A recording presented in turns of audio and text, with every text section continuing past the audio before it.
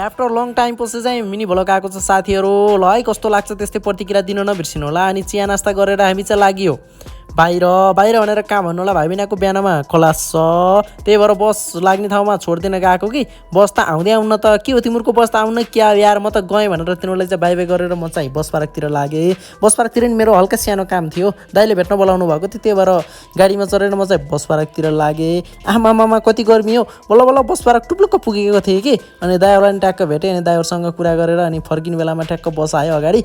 अनि बसमा चढेर बाहिरको यस्तो दामी भ्यू हेरेर चाहिँ घर गएको थिएँ। घर गएर फेरि कहाँ बस्न पाइन्छ र, यसो दिउँसोको लागि नास्ताखेरि जोगाड गरेँ कि त्यत्तिकैमा बहिनी टुप्लुक्क आइपुग्यो पढेर।